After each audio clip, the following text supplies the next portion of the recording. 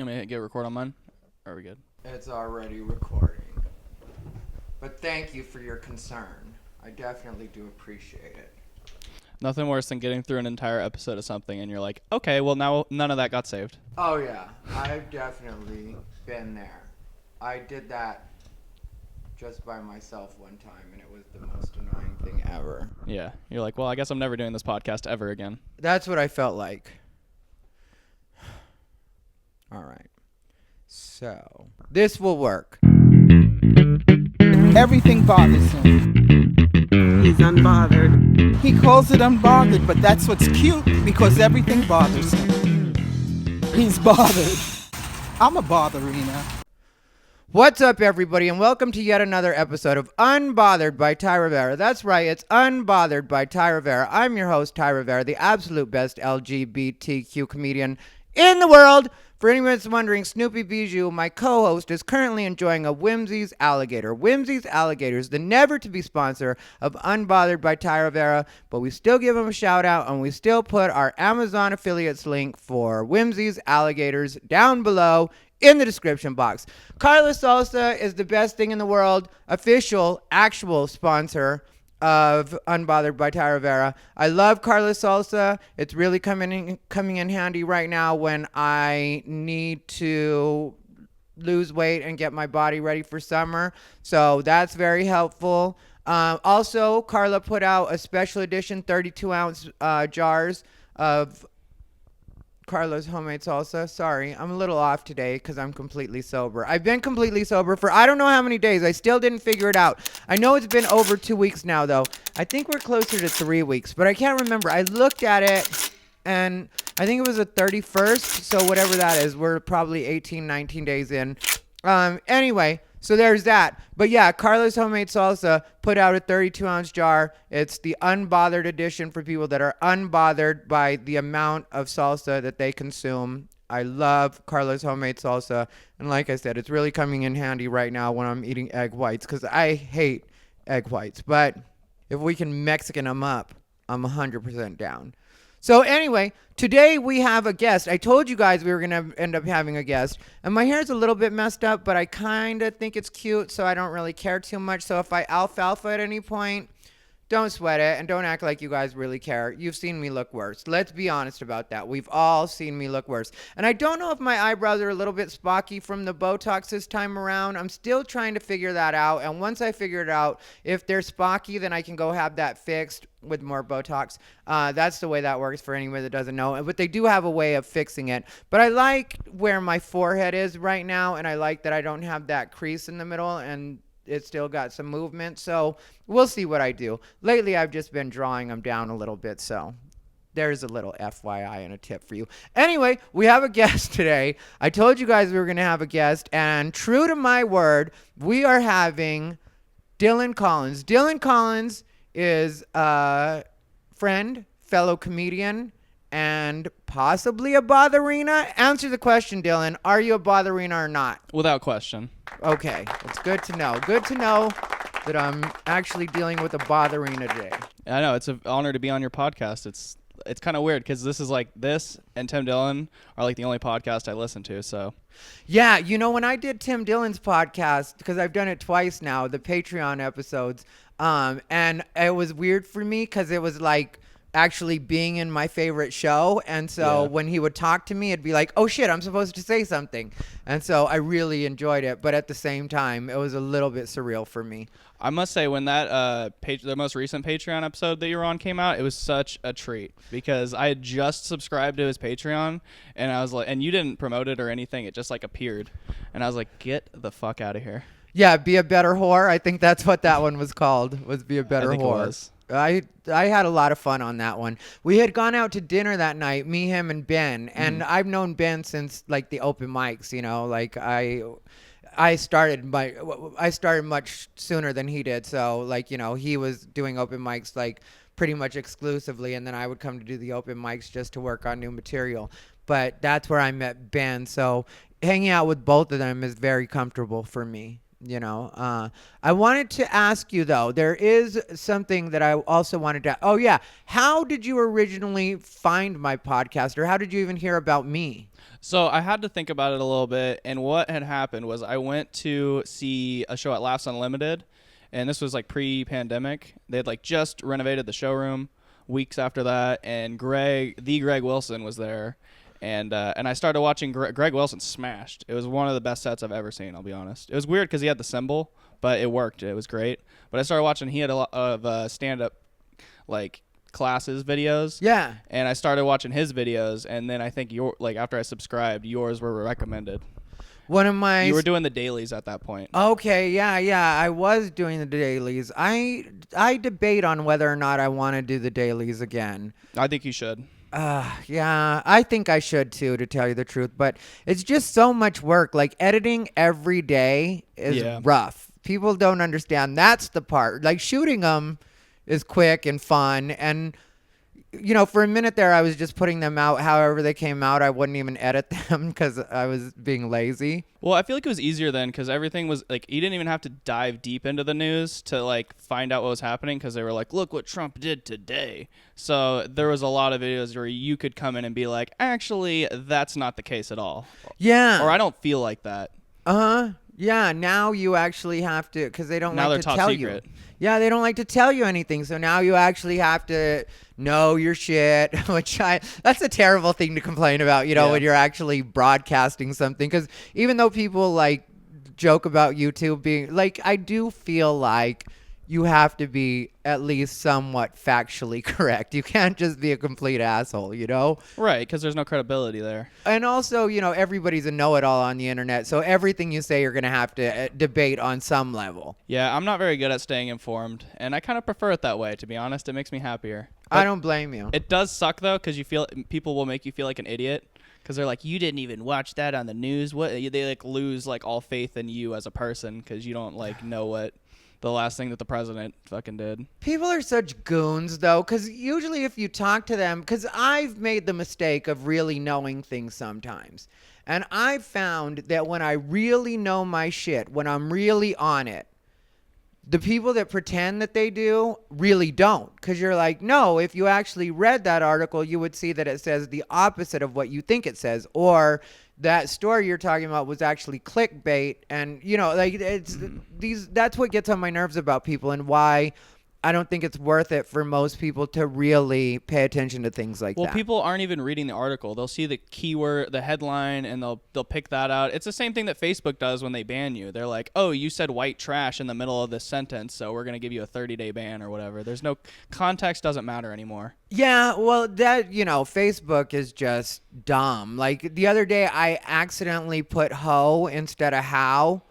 HOE, and I was like, how do you do something? And they're like, and it'll go, do you want to delete this? It might be offensive. And you'll be like, okay. And they're like, too late, you're banned. Luckily, it didn't ban me that time, but I've had that happen where it just banned me right away. One time I was joking with my friend Rob Salter, who's a big man, and like he's not at all insecure about that, or that's not an insult even saying it. It's no secret. Yeah, he's just a big man, and like obviously not my type or whatever. And he commented on one of my posts, and then me sarcastically I said send nudes. And as soon as I hit send on send nudes, right away I got it. And it was instantaneous. So it was definitely the AI and not somebody reporting it. But right away I got banned for 30 days, I think that one was. Or maybe that one was 7. I can't remember because I got hit with the 30 right after. That was one of those. So annoying. Yeah. And I got the 30 because I got the 7. You know what I mean? And it's important to promote your content. And like it's so important to promote the shows that I do, like on Facebook, to create like an event and share it and stuff. Yeah, so well, that's what it literally will cost me money if I get banned for 30 days. Same here. I've had that happen when I've had big shows coming up, and then all of a sudden I'm like banned, and it wasn't even for arguing. It's like I didn't even know that was going to be offensive. I was joking with a friend. Like when I did that with Rob, there's no way I thought send nudes was going to get me banned, or I was being like, oh, I'm going to be naughty. It was just me being silly with a friend. But it is what it is, and you just learn to get smarter. Facebook jail is like real life prison. Like people just get smarter. It's like, all right, I got to find ways to work around this. Right. And you're from the Chico scene. I want to talk to you about a few things, and I don't really care about order or anything like that when it comes to this podcast. I'm sure you've already noticed. It's pretty relaxed around here, and however I want to do it. But you're in Vegas right now for what reason? Because Dillon is from the Chico scene. Well, Dillon kind of is the Chico scene right now. That's a good way to put it. Yeah. So, because you run the mics there, or a couple of the mics, and was there much to do outside of what you're putting on, or? No, and after COVID, when they shut everything down, I started my Thursday mic back up again, which I was doing on Tuesday pre-COVID, and I canceled it just because I wasn't making enough money to make it worth hanging out at that bar all the time. But then, everything that happens in Chico is because of me. Nobody else is putting on another show. Yeah, so what do you have right now? Like, how many shows do you do a month? Every Wednesday, every Thursday. The Wednesday one is garbage, but the Thursday one is really good. Okay. It's almost a shame that it's an open mic because we get like 30 audience members. Mm-hmm. So it's like a shame that I'm throwing up there people that are terrible. And 20 of them. And when you say garbage, is it just because it's not very well attended? It's because it's an indoor bar show, and it's just the people that go to that bar hate the comedians, and then none of the comedians stay inside and watch, so that by the time the last person's up there, it's just the bartender and the host. Was that the one where the guy was bleeding, or was that somebody else's mic? No, so that's in Sacramento. They do a mic. It's called Do the Work open mic, and it's at Scoreboard in Citrus Heights.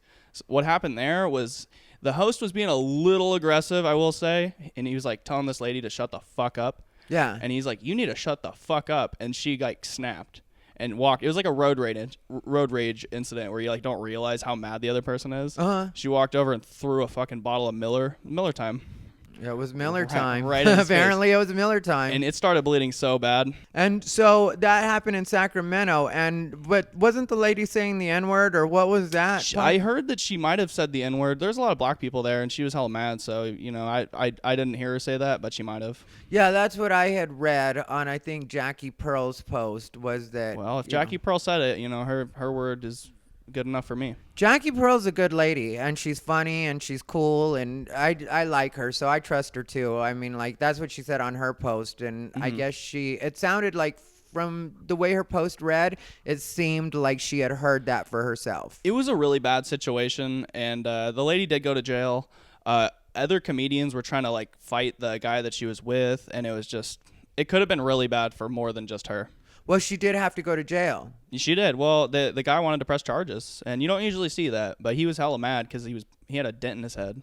Yeah, well, I could see the way he was bleeding. I could see that being like where. I think he liked it. He was like, he knew how great it was going to look on Facebook the next day. Oh, yeah. Well, there was some of that, He didn't wipe the blood off all night. He left it on his face like the whole time. Oh, my God. Yeah, that's kind of. And then they started the fucking mic back up, which was the most crazy thing I've ever seen. Like an hour and a half later after the police left, they're like, "All right, guys, who's next?" Oh, yeah. Well, I've seen some crazy things like that happen. Yeah, for sure on that one. I know how that goes. These comics are savages when it comes to stage time. They're like, let's do it anyway. I don't care. Those guys at that mic are like, I mean, I used to be like try to say the most offensive thing. Anthony Jeselnik was somebody I really wanted to emulate like early on. Yeah. And that's not how you're going to become a successful comedian. Like you have to be bookable.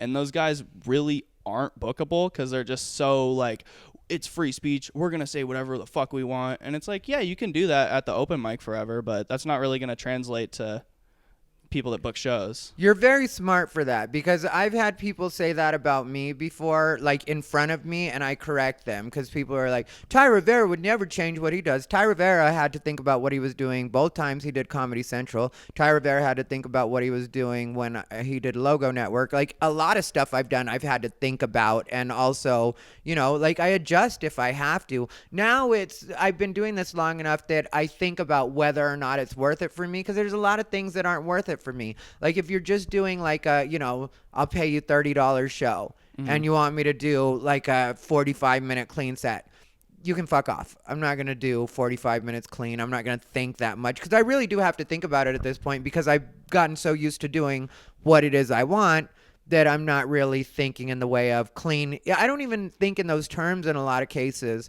Like clean versus dirty anymore because I'm just kind of like, yeah, I say what I say and it comes out how it comes out. Yeah. And audiences like it. And as long as the audience laughs, I go on to the next one. And I don't really think about, what's edgy, what's family friendly. But I think also with a person like me, I kind of got burnt on that at a particular point because there was a point for a long time there where if you were gay, you weren't going to be considered family friendly no matter how much you cleaned it up, unless you just completely didn't mention you were gay. Right. So when that's it, you do get kind of like, all right, well, if I'm never going to be... Well, and that's not possible because, like, you put makeup on and you the way your tattoos are, you look gay. But where Tim Dillon you would never know. Yeah, but, like, in a lot of cases, I don't have makeup on. You know what I mean? Like, a lot of times I would just be me. Like, I think a lot of times, well, I know with eyeliner, a lot of times people think I'm wearing eyeliner, and I haven't had eyeliner tattooed on, and I don't wear eyeliner. So most of the time people think that I've done something to my eyes, and I haven't. Like, and I wouldn't care. I would tell you, like, obviously we're recording this right now. I'm wearing makeup. I don't mind admitting you admitted that. you had Botox. Yeah, and so, like, it wouldn't be like I'd be like, oh, I would never get, eyeliner tattooed or whatever. I would do whatever the fuck I wanted to do, but I just haven't ever done that. And so, like, sometimes people think I'm wearing makeup, but yeah, and with me, I do feel like outside of that, anyway, it's obvious that I'm gay. And so what am I going to do? Talk about my wife? Talk about my girlfriend? Right. It wouldn't be very convincing, and I wouldn't feel authentic doing it anyway. Yeah, and you'd be writing jokes that, like, had nothing to do with your life. Exactly. And, a lot of the stuff I do, even though it's crazy, is about my life or my life experiences or my point of view. So trying to write from a point of view that it's something other than what I am would also be, like, not make sense. Yeah, it's like, why are you doing this? Like, you could do something to make a lot more money if you wanted to sell out. Oh, yeah, and I could have taken that road, much sooner if I wanted to. Right now, I'm at the point of no return with that part of the situation where it's just kind of like you just stay the course and keep doing you and make this happen the way you need to make it happen because that exit was several miles back and it's, you're not going to make a U-turn on the freeway. Right. And what are you doing in Vegas right now? I say that like you don't have a reason to be here. What are you doing here? Yeah, so what happened was I had to go visit. My mom passed away, and I had to fly out to Colorado, and it was almost just as expensive to just book a room and a flight. I mean, I've spent a bunch of money at the hotel, so that's how that goes. But I had the days off, and I was like, fuck it. It was between here, and I wanted to go to New York for a couple of days, but it was just so expensive, and I didn't have a place to stay out there, so. Yeah, and do you talk or have you? Here's the deal. I just knew you from us chatting on. I know you started watching my stuff, and then I don't remember if it was Facebook or Instagram that we started chatting through, but we became friendly on social media. However it happened. And so I knew that you were always with your grandparents. That's something I've noticed from your Instagram stories and stuff like that, which for anybody that wants to check Dillon out, where's the place that they can find you? Dillon Comedy on Instagram. And it's Dillon. Yes, the correct way. Yeah, Dillon Comedy. Tired of all these other Dillons fucking it up for me. Is that the real way? My childhood was so tough. I could never find like the license plate with my name spelled correctly on it. What was it? Dyllan. Yeah. Yeah, fuck those Dillons. Okay. You and Tim Dillon are the same type of Dillon. Mm-hmm. Yeah. Right. So Dillon Comedy is you on Instagram. And then Facebook. Dillon Collins. You can just add me. Yeah, just Dillon Collins. Okay, so I knew that you lived with your grandparents because I always see you with them, and I just assumed you lived with them. You guys were doing a bunch of home not like type I'm taking stuff. care of them or anything. And you're always, what's it called, giving your grandma a hard time. Oh yeah. Like taking over the TV, and she hates what you watch. Yeah, she doesn't really. She doesn't like the stuff that I put on sometimes. Like I put on the Tim Dillon show for her before. She's like, nah, this is not it. She didn't like it? She fucking hated it. What does she like? She likes Rachel Maddow. Okay. I've come so far in the last, since 2016 when I was a huge Hillary Clinton supporter. Because I was blind about it. That was the environment I was raised in. And I started, I voted for Hillary. She lost. And I was like, that's when it all changed. I was like, oh my God, maybe the news isn't always fucking right. Because they were like 99% certainty. I lost money. I had money bet on Hillary Clinton winning because I was like, it's a surefire thing. Everybody thought that. Yeah, You even the know, person I bet, he was like, "What the fuck?"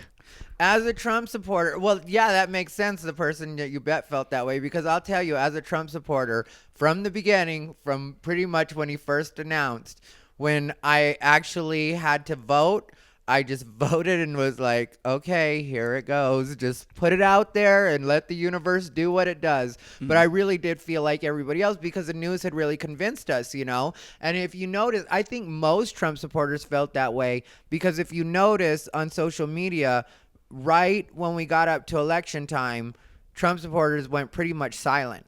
Yeah, and also like who are they polling? And these people that answer, they're like, "Hey, do you have time to answer this poll?" The people that say yes to that are probably old and voting for Hillary.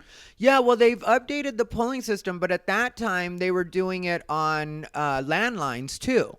So it's like, who even has landlines anymore? My house. Re- That's who they're polling. They're polling my grandparents. Yeah, well, that makes sense. That's what I was going to say. Yeah, that makes perfect sense. But that's what you're talking to. So it's kind of, you know, you're not going to get the best read from that when everybody that we know has cell phones and pretty much uses them exclusively. Like, I don't doesn't have a answer landline. phone calls that you don't see the. Like, Yeah, and I don't usually have a answer it. landline here. I don't, you know, Yeah. I wouldn't even consider getting one. Every once in a while, they try to coax me into getting one on, you know, when I have to renew my internet or stuff like that. Once a year, that deal runs out with Cox, and then they try to get me to, you know, upgrade. And they're like, we can give you a package. And I'm like, look, I'm going to go to CenturyLink, which is a total bluff. I'm not going to CenturyLink ever.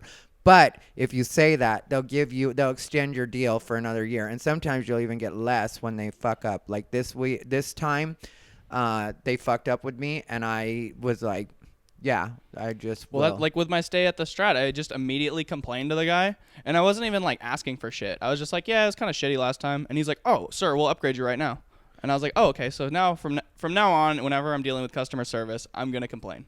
Yeah, and you should. Yeah, you definitely should. And also, the truth is, most of the time, there is a valid reason to complain. Right. You know, like if you really think about it, most people let a lot of stuff slide. Especially me. I'm a huge pushover. I'm not anymore. When I was younger, I was a lot more like that, and I got fucked over a lot. And then it just finally got like, all right, let me really stand my ground about these things because these people care less about me than I do about them when I'm worried about being polite and not hurting feelings and all the things we're raised to do. You know, like you're supposed to be passive. Well, I've come a long way since like, especially since like starting stand up again after the few months off for the shutdown. Not, like I don't want to take any shit from any of these goddamn people that are trying to fuck me. Like I had one comic, he hit up a booker of a show that I was gonna close out, which I had no business being closing it out, but if you offer me a 30-minute spot, that's what's gonna make me better. Yeah. But then another comic was like, "Hey, Dillon vouched for me," and then the booker hit me up, "Hey, this guy just vouched for you." So he's on the show, and I was like, absolutely not. Yeah. I'm like, pull him off the show. Like, and it wasn't even somebody that I would have vouched for in that situation. Comics should never do that. Comics Nobody should never should. assume that they, you know, that you vouch for them and just sell themselves as, you know, you vouch for them when you haven't. I'm big on that too. It had pissed me off so bad. That was like the worst thing anybody's ever done to me since I started doing comedy. I Yeah, was like, how well, I fucking dare think you? somebody's done worse. I remember that girl that was really hot on your ass and trying to completely shut you down. But we'll get to that. We'll get to that crazy that you were dealing with, which that person tried to suck me in for a quick second. I blocked her on every platform and was like, nope, this won't happen on my shift. Right. You know, this isn't my headache at all. But what I was going to ask you was, do you talk about your mom at all, or why you live with your grandparents? Sure, we can get into that. So when I was 10 months old, my mom and dad, they were both doing a lot of drugs.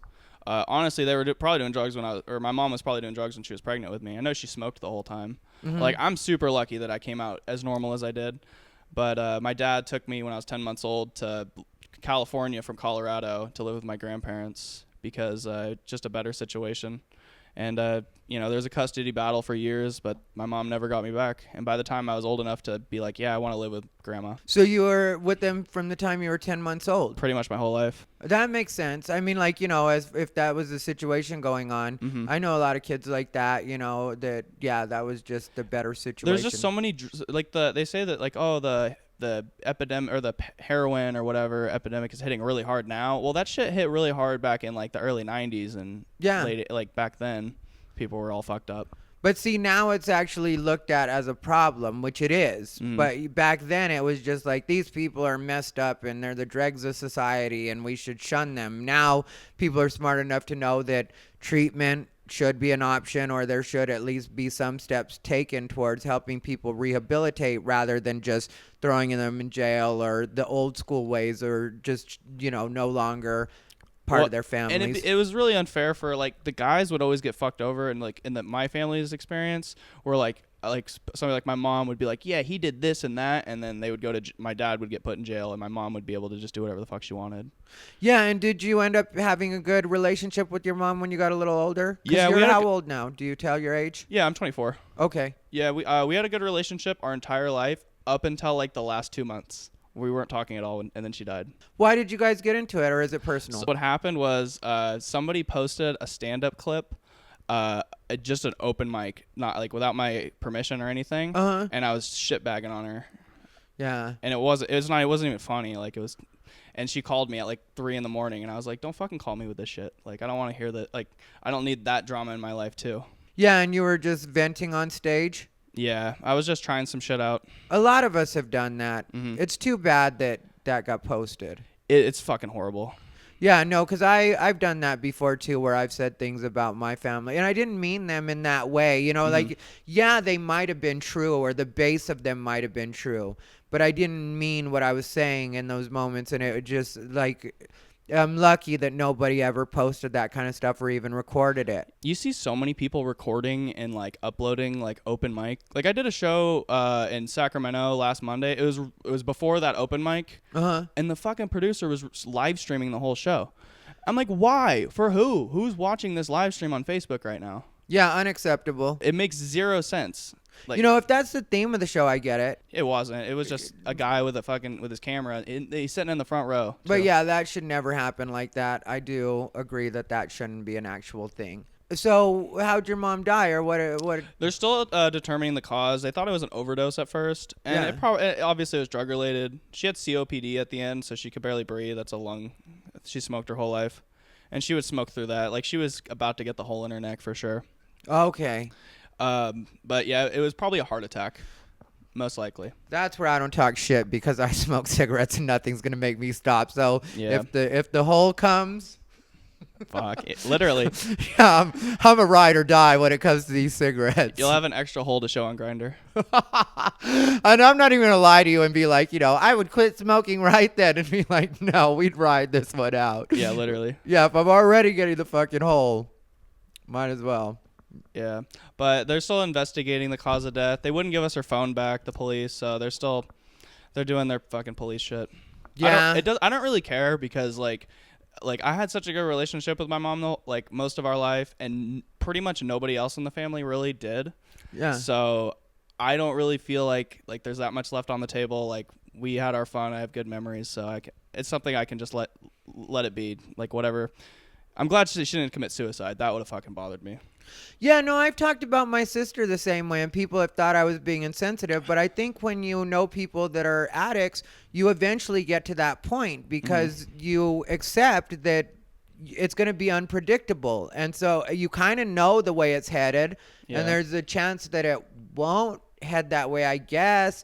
But the people that really clean up, that fully clean up after living that life for years and years and years, they're never the same again, and they're never happy. Yeah, the damage has been done, Yeah, it's never like, well, one day they just went back to being normal people, and it's like, yeah, they got a job at the 7-Eleven, and they were doing their best to keep their head above water, but it wasn't a happy life. It wasn't a good life. They were sober, and that was the only thing. Yeah, my mom was doing really good. She had her own business. It was landscaping, so she was working way too hard. Oh, really? It's called Mowdown. Nice. But yeah, she made pretty decent money doing that, because Colorado, everybody's old and they need snow shoveled half the year and their lawns and shit trimmed. She had just graduated from college, though, like so she right before did she died. turn it around. She was trying, but she was also getting money from it's not like she was just like, oh, I'm gonna get this education for to prove to everybody. Like, they were sending her financial aid, and she knew she was gonna get a better job. So okay, but she was doing drugs the whole time through it. Well, she used to say, she's like, if you don't like what I'm doing, don't look. That's a good.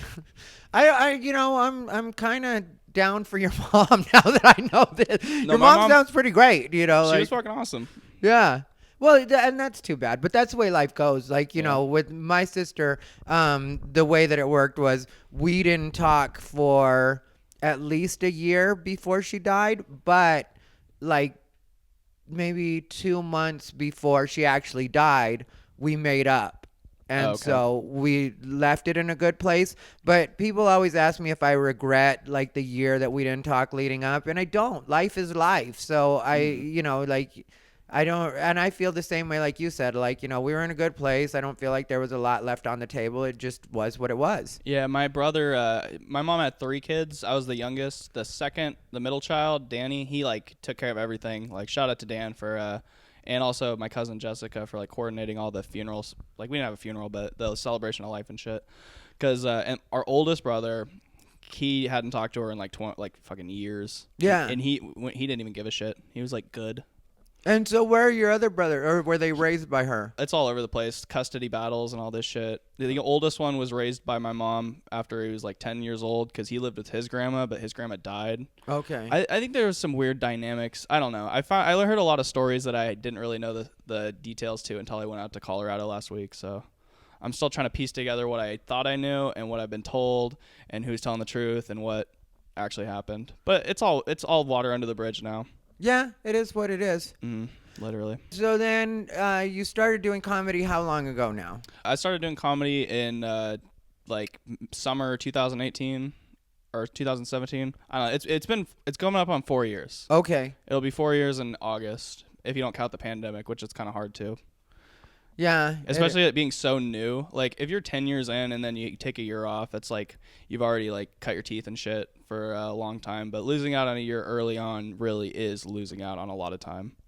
Yeah, I just passed 18 years, and even then it did affect it because you have, like, especially a person like me, I was so used to going up all the time, and then you take that away. And I still find myself, I just came back from El Paso where I was headlining there, and I still find myself sometimes like, what was the joke I would do there? Or, you know, like you still have to think about what it is you're doing.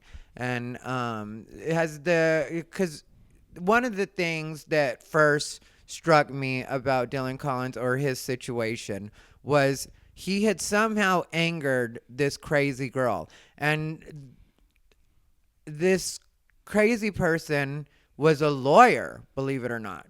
Yeah, I mean, well, it goes to show that anybody can do anything they want in life. Like, because she is out of her fucking mind. And at first, I remember I asked you, I was like, you know, is she even really a lawyer? And then you sent me something that I mean, verified. if you go to school for long enough and you complete all your assignments, they give you the degree. It's not like you have to be some ground. It's not like comedy where you have to be unique and like actually have something to offer. Like, yeah, but she just went and graduated. But you would expect better from an attorney, or I would, you know. I mean, I would expect her to use her time in a more productive way. Because she's like, I was top 1% of my class. And I'm like, and this is what you're doing with your fucking career? And what did you do originally to anger her? So what happened was I shared, somebody had posted, it was one of the hackiest jokes ever. It was like, when people are like, oh, blue lives matter, just remind them that actually all lives matter, because they're the same people that say that blue lives matter, no, all lives matter. So I said that. She took it out of context and was like, because it's a joke making fun of the conservative angle on that. Yeah. And she was like, she posted one of the fucking Nazi flags with the American flag, the blue lives matter flag falling off. Okay. And I was like, okay. And then my brother started commenting on it, and she was like, and she like posted a picture of him and was like, he fucking kills black people. And what I said that really pissed her off was she accused him of killing black people. And I was like, he's only shot 2. Okay? And she thought that I was fucking serious or something. She's like, he's a cop killer. Or, I don't know. She would take jokes on the internet and be like, oh, they're serious. Yeah, but she went crazy. Like, didn't she accuse one of your friends of sexual assault? Isn't that something I saw? She set him up. What happened was she was hanging out with him because he was like, oh, be nice to this lady. Like, we can just kill her with kindness, you know? Yeah. And they were hanging out until like 3 a.m. drinking with another buddy of mine, Sam Mallet.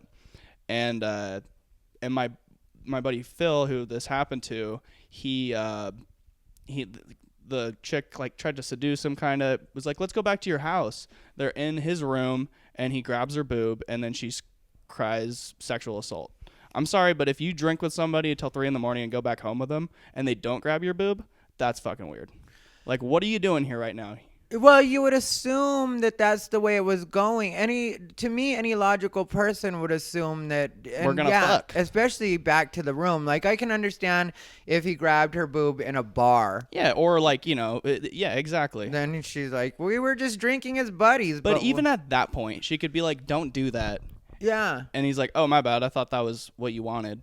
But she claimed sexual assault. She never actually did anything. She just posted on social media a lot. Yeah, well, at least she didn't turn it into because maybe she's a little more sane than I was thinking if she didn't. Well, she got another project that she started worrying about the homeless people in Chico. Okay. Because there's a new conservative city council, and they're trying to kick out the homeless people pretty much. So is she no longer doing stand-up? She never did stand. She did she came to my mic and got up once. Yeah, because she was going to all of your mics. It seemed and she was banned. Not even my choice, because other comics were like, "Don't silence her. It's censorship." And it's like, no, fuck everybody's. Like, I can tell anybody I want that they can't come to my mic from I listened to all the other comics and then it escalated it. But the venue was like, yeah, she's never allowed back. And I can see why that would be. Well, she was threatening to sue the venue and blaming them. They were like, we were hanging out here the night that I got sexually assaulted.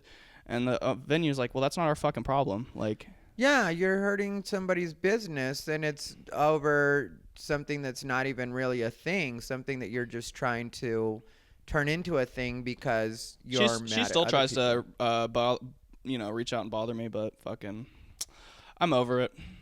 Does she comment on your stuff? Or what I'll put out an ad for a show that I'm doing, and there was a huge thread on one of them where she's like, fucking gross, and other people were like, shut the fuck up, bitch. Like, honestly, nobody has her back that has any credibility, so it's not even something that I'm worried about anymore. Yeah, it seemed like nobody had her back. It seemed like it was her own little mission. I mean, she's there's people that have that don't like me because of her, just because of her word, because she doesn't even live in Chico, but she's just there all the time lingering. Mm-hmm. And people, they just hear one thing and they're like, okay, that's the truth about that, without doing any research or using their common sense. Yeah, and you said you fly out tomorrow. Mm-hmm. So last night you just did the one show, is that correct? Yeah, the one at 18 Bin. 18 Bin. Yeah, and I headlined that one. People say that room's impossible. I did terrible, but I've done worse. It is what it is. Exactly. But I didn't think you did terrible, but I'm not one of these people that gets off stage and is like, I fucking killed.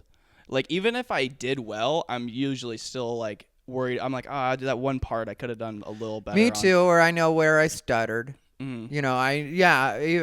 I'll have outwardly great sets, and last night I had a lot of fun at 18 Bin. I'm gonna tell you guys that, and that's why I tell people, really, any room you could do it. It's just a matter of experience and learning to actually accept that sometimes in certain rooms things aren't going to go exactly the way that they usually do in other rooms. Mm-hmm. And so if you drop that standard and don't turn into a spoil sport because you don't think the audience is giving you what they're supposed to give you, or the audience isn't giving you what you rightfully usually get when you're in a more packed room or in a different audience, then a lot of times you'll have a better set. Mm-hmm. Because overall I had a really good set, and everybody knows that. Everybody would agree with that. But me knowing what my jokes usually get, there were certain points where a joke wouldn't get anything in some cases compared to what it usually gets. Sometimes there were points last night where just on stage, because I will assess what it is I'm doing, because otherwise you're going to eat shit for the opposite reason, because you're not being, alert or aware or present, but there were points where I was like, okay, that joke usually really kills, and it didn't even, but then it's a bar, and it's, when you were up, you had a tough, and I'm not going to name any names, but you followed somebody that didn't do the best and also wasn't trying. And that's what I don't really care for. Like, people think I'm just hard on people with stand-up, but when people don't really try, that's what gets on my nerves. It's just like, you're not really trying. Yeah, it's definitely annoying, and nobody wants to hear people bitching about. Like, I hate when I go do shows with people and they're like, "This room's gonna suck," and I'm like, "Then don't go." Like, the show will get better if you don't be on. Like, most of the people that complain a lot about shit aren't even good. And if you say that to the audience, then you've already put that in their head that it's going to suck, and then it becomes a self-fulfilling prophecy. It's like shitting on food service workers. You're like, "Oh, this is taking forever." Like, don't be mad at the fucking few people that decided to be there. There's also sometimes discrimination, which I got somebody in trouble for the other day. Well, fired for the other day. But that happens with food service sometimes. Yeah, well, you just be nice to all the customers. Like, it doesn't matter what, like... Well, that's what you would expect, you know, that people would be just as nice to you as they are to everybody else. And that situation was so legit disappointing and upsetting because people the people I deal with in regular life don't understand that things aren't the same for me as they are for them. You know, like in my case, a lot of times when I'm catching up with a friend or I'm going to dinner with a friend, yeah, there's the times that it's like anybody else having dinner with a friend, but that's not usually it. Like for me, in a lot of cases, it is a situation where I haven't seen this person in years. I might not see them in years again. And so I really just want to catch up, and I really want things to go as smooth as possible because I'm trying to really enjoy my friend's company. And so I will put up with a lot. You know, like I waited a long time for them to take care of us just because I didn't want to make a scene and I did want to just enjoy time with my friends. But there is a point where just your hunger takes over, and the fact that you start to get like, if everybody else was waiting, then, and it was really slammed like that, because I know what it looks like when a restaurant is slammed. But, you know, if everybody else was in that position, then I would have been fine. But when you notice everybody else is happily enjoying their chips and salsa, you're just like, okay, well, why is everybody else being treated like this? And then And it's a restaurant. They're supposed to get you in and out as quickly as possible. That's what you would hope for, especially on a Sunday. I want, if I see customers walking up, I'm like, how do I make them go away without complaining? Yeah. As quickly as possible.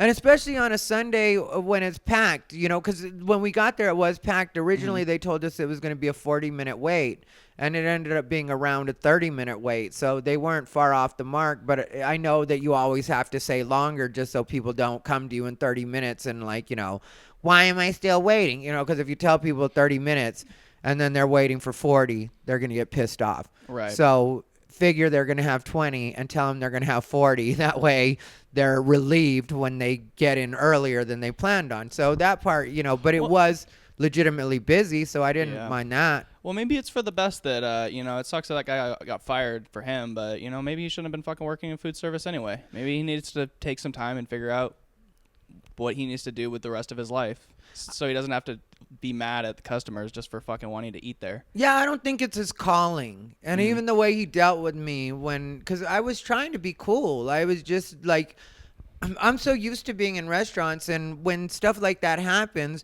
usually what happens is it doesn't become an issue because a good manager would just be like, oh, I'll run to the back and grab you chips and salsa. The servers are just slammed right now. They would make up an excuse. This guy's new or whatever. Yeah, even if it's bullshit, they would make up an excuse and make sure that they smooth it over, you know?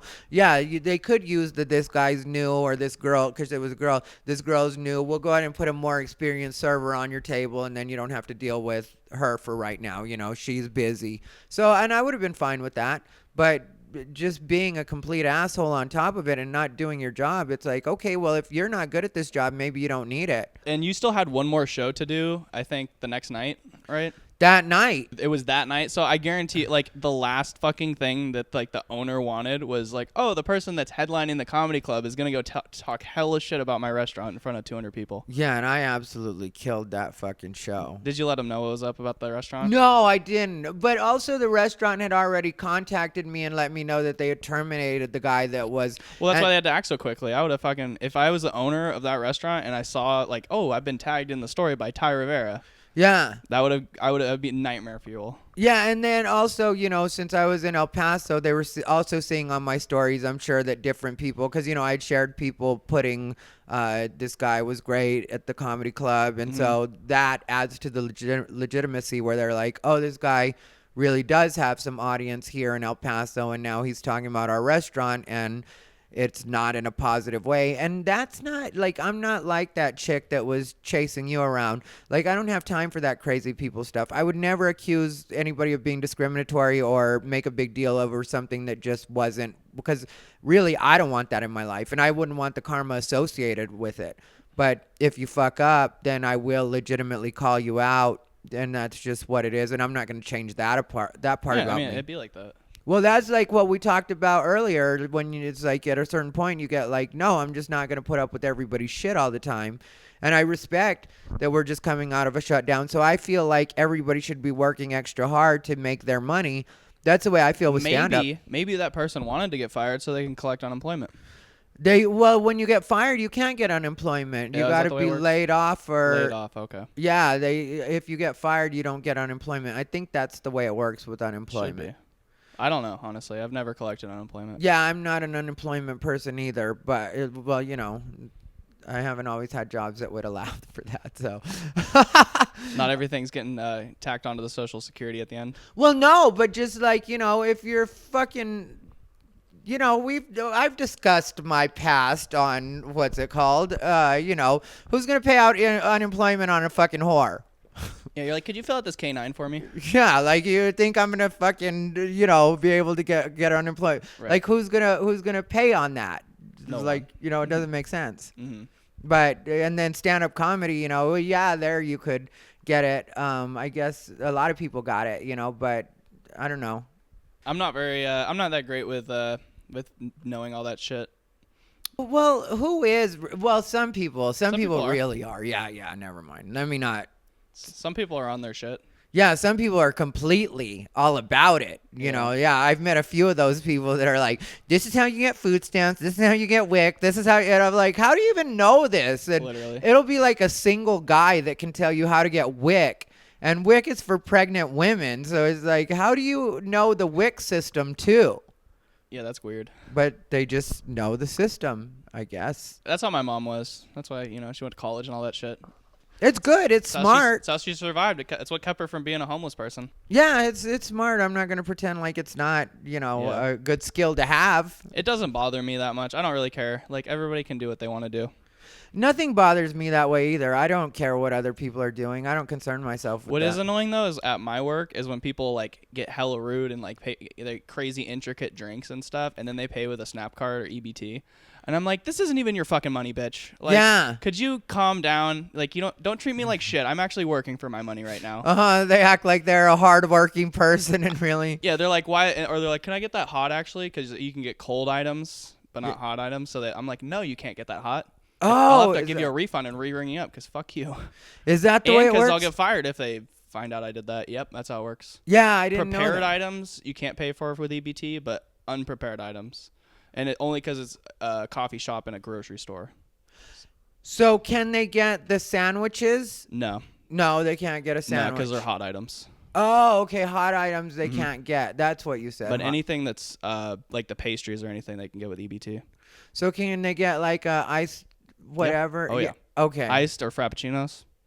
All right. And they're like, I'll add extra caramel, add 4 shots. That's a petty ass workaround. You know what I mean? That's like some true poor people just try to be petty for the sake of it. Like, I'll go get a nice coffee because I can get that with my. Oh my god, literally, it's so annoying. Okay, well, you learn something new every day. So, if I get a Snap card, which I don't think Las Vegas is Snap. I don't remember. Somebody told me what it was, but it's not. Snap is I don't really know either. California program, I believe. I know the card though. I see it come. I see the dirty fingernails pull it out of their fucking their EBT. Yeah, their EBT wallet. Their EBT wallet. You just made their whole wallet EBT right out of the boob. Yeah, that's out from under your titty money for sure. But yeah, so What else do you have planned coming up? Because I met you when you were out here, like met you in real life when you were out here for Tom Baum's Comedy Festival, which was the 420 Comedy Festival.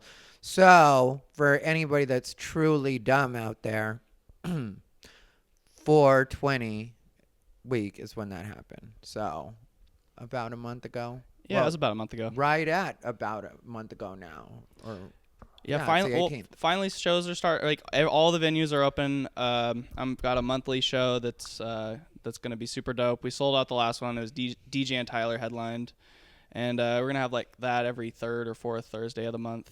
What's sold out at your room? 50 was the capacity. Okay. The room holds 100, but COVID. Yeah. And then I'm doing monthly roast battles, and we could fit probably 200 in the patio there, but So you're doing a $20 ticket? $20, yeah. Just keeping it 20 around the board. If you want to come to my shows, just pay $20 fucking dollars, or go to the open mic if you want to see all the shitty comics. Yeah. Talk about their dicks. Yeah. Well, that's. And people come at me, they're like, $20 is a lot, because Chico's had a long history of music shows and stuff with like $2 cover, stupid shit like that. But it's like, we all got stimuluses, like, just pay fucking $20 and it'll be worth it. Yeah, well, that's the thing with COVID. COVID happened, and now it's time to start paying for some stuff, because plenty of us are trying to still make up for that COVID time when we were off. And there's also the fact that I feel like it has to work both ways, and I'm completely willing to do what I have to do on my end. Like when it comes to that, because a lot of people think I don't give a fuck about anything, but really when it comes to giving the audience their money's worth, that's something I'm very big on. Like I always want to make sure people have good show, or I give people a good show. Well, and it's a good deal because it's $20. There's no drink minimum, hella parking at Unwind, and it's all good. But like you go to a comedy club, the food's gonna suck. You're gonna have to buy 2 items, probably not including the food doesn't count. Parking's hella expensive. If you're at like Laughs Unlimited, you're gonna get a fucking parking ticket that's like $80. $20 plus usually a service it's a $300 charge night for you and your date to go out to a comedy show at a comedy club. Yeah, and there's usually a service charge. Like if you're lucky, the ticket's $20 at a comedy club, and then there's gonna be the service charge that the ticketing system adds on as well. So you're going to be probably closer to. I did this show, and I don't really want to call it a bringer show, but it's a bringer show. Right as like stuff opened up for a few months, and nobody was fucking there because it was like, who's going to go out to a comedy club and spend this money for a Wednesday night show? Mm-hmm. There was like 5 people in the audience, and they were all like 20 feet apart. Yeah. Brutal. Yeah. So your show is a Friday night? Thursday night. Thursday night. And that's what makes it even better for to get like other comics to come out. It's not like a fucking taking away one of their Friday nights. Primetime weekend. The roast battle is on a Friday, but the roast battle we're just booking open micers for it. Who was it that bought my CD for you? I forget the guy's name. Jake McCowan. Jake McCowan. Yeah, he's been very nice. He wanted to get me out there at some point, and said he still wants to. We just got to figure it out once we get back to normal. Yeah. And then I also would want to add that to other things and, make it so that I can make a weekend out of it if I go that far. Otherwise, it would be just crazy expensive because, for it to be worth it. But if you get a show at Laughs and they let you stay in the condo or whatever, then it's... When does it usually happen? His show or my show? His show. His was he just threw it once. Okay. It's not like a regular thing. It was in his backyard. All right. We did 3 of them. It was, I think we did 3, but they were all good. The last one we did was a wrestling comedy show. So we started with 3 comics, and then it was a wrestling show afterwards. It was fucking bananas. Yeah, that sounds great. It was awesome. I've never liked wrestling or been around it, but I had so much fun. Yeah, and so tell people where they can see you and give them any other information just to wrap it up because we're almost done here. I told you guys, we have an agreement. It doesn't go over in an hour. The one with Cody, which I just put out last week, well, it'll be last week by the time you saw it. Technically, it's coming out right now after I get done with this one. It should probably have gone live already, but I don't know. It's coming out as a premiere. But if you guys haven't seen that one, check it out. It's with Cody Woods, and I'll put the bing, bing, bing right here so you can check it out. But I don't like to do over an hour because I feel like you guys can only take so much. And to be honest, I can only take so much. Anyway, where can people find you, Dillon? So you can find me, Chico. I do shows every Wednesday, Thursday in Chico, and then we're doing monthly stuff. It's all on my social media at Dillon Comedy, and then Dillon Collins. And then I branded my shows. They're called Funny Ball. So there's a Funny Ball Instagram and Facebook page. And trying to expand and, hit more cities and quit my job at Starbucks so I can enjoy my life. Yeah, and your YouTube? YouTube is Dillon Comedy also. Dillon Comedy. And what's the real deal? So I've done a few podcasts. I thought I wanted to do one like you did, and I did 3 of them. And the first one was good. The second one was shitty. And it just went downhill because editing is so annoying. It is. It's the worst. And I was using iMovie forever, the whole time I've been using iMovie. But I was told Final Cut is better and more professional. And for shooting these, it really is, or I should say editing these, it really is when I do the podcast with the guest. But when it's just me, it's a lot of extra stuff.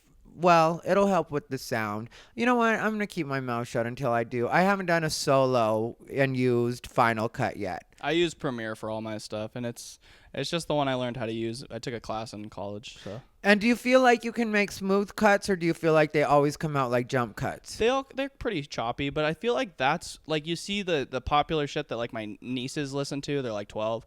That's how all these people's videos are. It's cut. It's nothing's really smooth. Yeah, iMovie will really make some smooth cuts sometimes. That's one thing I do miss from using iMovie because it bothers me. And I know it shouldn't bother me, but I don't like when it's a obvious cut. But it just is what it is. Yeah, it is what it is. I'll always find ways to hide it. You know what I mean? I can cut to you and then all of a sudden we come back to But it's not like a stand. It really hurts a stand-up performance. Oh, yeah. When you're okay, what did they cut out right there? But those I just like to let go. Even my, the CD you bought, the album, or Jake bought. Where'd you record that, by the way? Huh? Where did you record that? At the Irvine Improv, the old Irvine Improv. Okay. And I did it in that was just one performance. And it's not edited. It's just, it is what it is. And so. It's really good. Thanks. Yeah. And that's the way I feel about stand-up. When I do the special that I'm going to shoot, I don't want a lot of cuts in that. I know they have to because of different angles and stuff, but and I tell people all the time, if you just tell me it's time for us to do this, I'll give you one clean that you can just have just like that. I don't want to have to wear the same thing for 3 days in a row and record 6 shows or whatever the fuck. Let's just do it in one. Yeah, it's definitely a lot. Yeah. Where they have multiple shows. That's crazy. And I like the challenge of it, because for me, it's not really a challenge because that's the way I work. Last night, there were a couple of people in the room that hate me. I knew that. There are other comics and they hate me and I knew that. But that's the pressure I'm always used to working under. So when some comics are I can't work if this person's around, it's bitch, get over it. There's always going to be people that hate you if you're good at what you do. So especially in comedy. Yeah, make it work. Do what you do. Crush it in front of them just so you can throw it in their face. Last night, there's nobody that can talk shit about what happened last night. Nobody can be oh, well, he talks a lot of shit and then he's not that good. Actually, that's one of the things that's really started to go around about me lately here in Las Vegas is, people get reminded that well, he is really funny. And then the other person just has to be well, nobody's denying that. We're just saying he's an asshole. And it's all right, well, keep it there. Yeah, who cares? that. Yeah. It's okay. Yeah, some of the best comics in the world have been assholes. Jackie Gleason was known for being an asshole back in the day. John Candy was an asshole. A lot of comics have been. It's not like you're Ellen DeGeneres or anything. Don't look me in the eye when you say right after Ellen DeGeneres. That was part of her thing, right? Yeah. It was the don't look me in the eye.